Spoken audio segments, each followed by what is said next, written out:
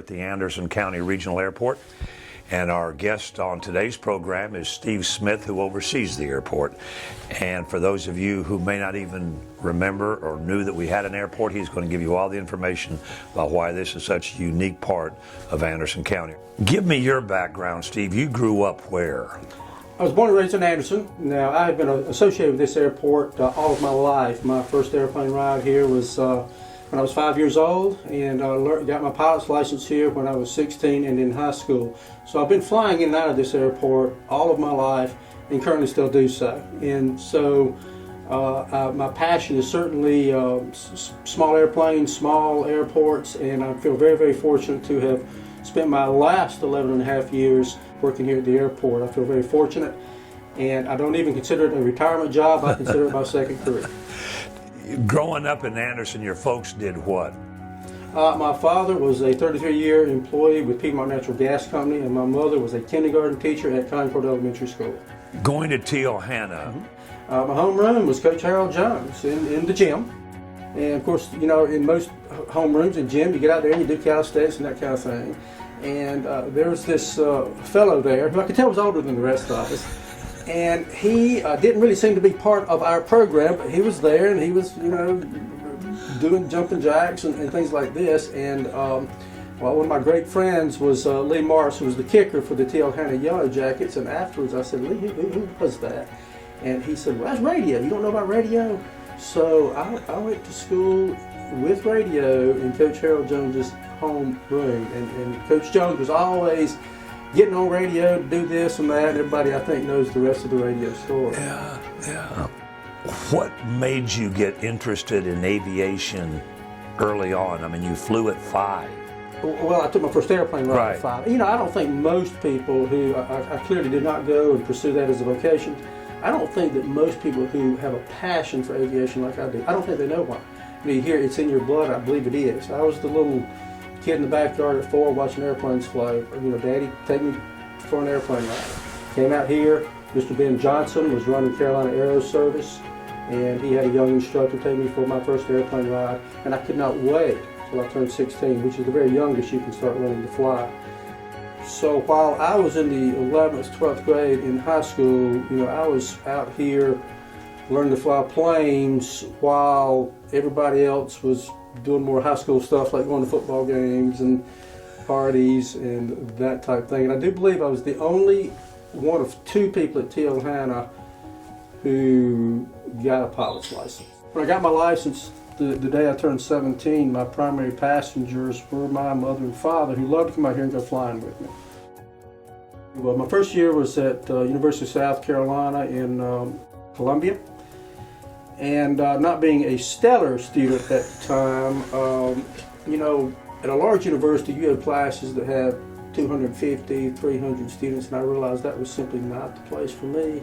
So driving home one weekend, I pulled off the interstate into little Newberry College, and even though I'm a pilot, math is not my subject, so I said, what is your minimum math requirement? When I found out it was relatively low-level algebra, I said, that's the place. So I went on to graduate from Newberry in '81. With a political science degree, which oddly enough, believe it or not, relates more than you would think to what we do here at the airport, being very diplomatic with people. Give me the history, the abbreviated version of the Anderson County Airport and who we've had here over the years as guests. The Anderson County Airport at this current location was created here in the late 30s. However, the airport has been in existence since the early 30s during the airmail days, which is why most counties had a small airport for the airmail system. In 1934, Amelia Earhart herself landed at this airport in her beech nut auto gyro that she toured the country in. So she came here in '34. In the late 30s, and that was at the Civic Center location, by the way. In the late 30s, a few years after that, the airport was moved to this location in 1944 during the tail end of World War II. The U.S. Army Air Corps came to Anderson County and said we were taking over the airport to train aviation cadets. When the war ended, shortly after that, the government turned the airport back over to Anderson County, and I think the first operator was Mr. Ben Johnson. who probably opened Carolina Aero Service in the late 40s. In fact, they referred to him as Mr. Anderson Airport, and I believe back in the day he wrote a column in the Anderson Independent Daily Mail every week. And he's also the gentleman that in 1976, I was one of the last check rides that he ever did to get my pilot's license. But he was quite an interesting character. Those that haven't been around for as long as you have won't remember this maybe, but at one time we had an airline that this was one of their stops. It was Eastern Airlines. We had Southern Airways that flew scheduled flights here. And you have to understand, that was really before GSP was in existence and so close. So those flights would generally take people to Atlanta, particularly maybe Charlotte, to catch flights other places. In fact, my great-grandmother, Mammy, who lived in St. Petersburg, Florida, but would come up here. And this was in the early 60s when I was a small boy. I can still remember bringing my great-grandmother, Mammy, to this airport, when she'd get on that Southern Airways flight or that Eastern flight to go back to St. Petersburg. Way before jetways, she'd always get her picture made with the captain that'd be standing at the bottom of the steps. And how has the airport grown? The latest additions to the airport have been the expansion of the runway. It is. About 12 years ago, we have two runways. There's the primary runway, which has an instrument landing system and is a 6,000-foot runway, 150-foot wide. About 12 years ago, it was expanded from 5,000 to 6,000 to allow us to get the large charter jets that we get that flies the sports teams in and out of here, particularly for Clemson University. And a lot of the corporate jets, they just like 6,000 better than 5. The insurance likes it better. So about 12 years ago, when they expanded the runway to 6,000 feet, it allowed a lot of additional jet traffic in particular, which is the way of the future, to come in here that wasn't able to before. I think the biggest change is the type of traffic that we get in and out of here. It is the gateway to the community. We have approximately 85 different corporations that regularly fly in and out of here. How does the airport generate revenue? Numerous ways. We are county owned and operated, so we're not a profit center like a large airport like Asheville or GSP. However, we are self-sustaining, and we do a good job of that. That's something we've been charged with as a county. We don't utilize tax money like many small airports.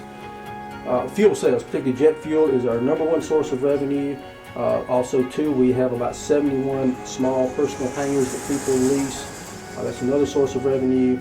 And for the particularly the corporate traffic, the charter traffic that comes in and out, we do charge what's called a facility fee, and it is for use of everything that the airport encompasses. They're very reasonable. They're very competitive. The only thing we really sell here other than fuel is services. The largest fuel job was just recently. Tell me that story. Well, as I said, fuel sales is our number one revenue source, particularly jet fuel. The smaller piston planes, we appreciate those guys. We love them. Recently, we had a Gulfstream G650. It's a brand new jet. It is an extremely large, luxurious $80 million jet. Flew from Van Nuys, California to here. They're going to fly nonstop with their one or two executives on board back to California. This was just a few weeks ago. And they took on a little over 2,200 gallons of jet fuel, which allows them to fly nonstop back to California. And with our current price of jet fuel, which is very reasonable, it was a sale of a little over $12,000. Not all that profit, but a lot of it. You mentioned earlier, Steve, that part of the business that we do are jets coming in to take Clemson teams to their games. Tell me about the one that is currently providing service to the men's basketball team. Well, in the last couple of years, the one that is predominantly handles all of the team charters for Clemson University, everything except football. Football still flies out of GSP. They use large Delta 757s. There's a charter company that's actually based out of Statesville, North Carolina, called Champion Air. They fly really cool-looking black Embraer 145 70-passenger jets. We call them the Dale Earnhardt Jr. jets because they are owned by Dale Earnhardt Jr., the race car driver, who retired recently. So these large jets were used to fly his pit crews around to the different places in the country.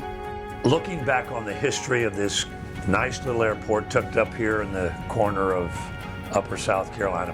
Who are some of the famous people that have come through here? We just mentioned this briefly before. Right. I think probably hands down in my world that most famous person would be Amelia Earhart. However, more recently we've had singer-songwriter Jewel, we've had Bono, we've had Steve Miller. In fact, when he got off the plane, he handed the line guys a leftover pizza. He said, "Here, this is what he was eating on the plane." So that's pretty cool. We've had a number of candidates. We've had John McCain came through in 2016. We currently get the Governor McMaster, Governor Nikki Haley would come through, and I tell you, she was always so kind and generous to everybody. And during the 2016 campaign, Donald Trump flew in here twice on his private Citation 10 jet. The first time Mr. Trump had his own very serious group of private security, and that first time he flew in, this is a true story, his security, while we were waiting for Mr. Trump to finish the rally that he was doing, they asked us if we would run to the local McDonald's and get Mr. Trump a fish sandwich, a quarter pounder, and a order of fries. And so he really does eat that stuff. And the second time he came, a few months after, in January, at that point he had Secret Service protection. They actually came in 4 days prior to his arrival. Us guys, we had to have background checks, wear a special pin to be out on the ramp. And so the second time, the young agent that was the advance man here, we asked him, we said, now last time Mr. Trump wanted to get some McDonald's, and what if he wants that this time? And the Secret Service agent, a guy named Brad, said, well, this time if Mr. Trump would like some McDonald's, we'll take care of that. We said, well, good. 2020 is going to be a big day for the Anderson Regional Airport. We hope. Well, we hope. We have, for the last 18 months, been working on a beautiful, I think around 6,000 square foot terminal building to replace this one that has been here since 1970. Dating myself again, I remember when it was built. And like so many terminal buildings, this building actually sat empty for a while before they started trying to figure out a purpose for it. But just right next to this one, we're building a beautiful terminal building that looks like a ski lodge. It's going to be absolutely gorgeous. There's been a few challenges along the way, but I think certainly within 2020 we will be moving over there, and they're going to demolish this building. There's been some little controversy on that. There's certainly the group of people that would like to repurpose it, but the building is so old that I think it would just be not very cost efficient to try to get it up to code, whereas right now we're grandfathered in, and so it stands now. They're going to demolish this and turn this into what they refer to as a green space, probably some landscaping, or maybe a fountain or something like that. From an economic development standpoint, how important is this airport to Anderson County? Well, it's huge, and you know they always say that corporate movers and shakers, CEOs, executive management, they don't come in on a Greyhound bus. They come in on corporate aircraft. The airlines have honestly gotten so efficient. That's not an efficient way to move corporate executives. So as I stated earlier, we have 65 regular corporations that fly in and out of here that provide a huge economic impact in Anderson County. As I mentioned, First Quality, the second largest employer in Anderson County. We have Rowdy Tools, we have AmMed, we have Mini, and they fly into this airport on their corporate aircraft because they most likely are doing business within Anderson County. And the airport is, as I said, one of the deciding factors oftentimes that a plant will even be placed here. So we work closely with Burris Nelson, our economic development director, with bringing in industry. We give Class A red carpet service. If it wasn't for the airport, we would not see the industry that we have now.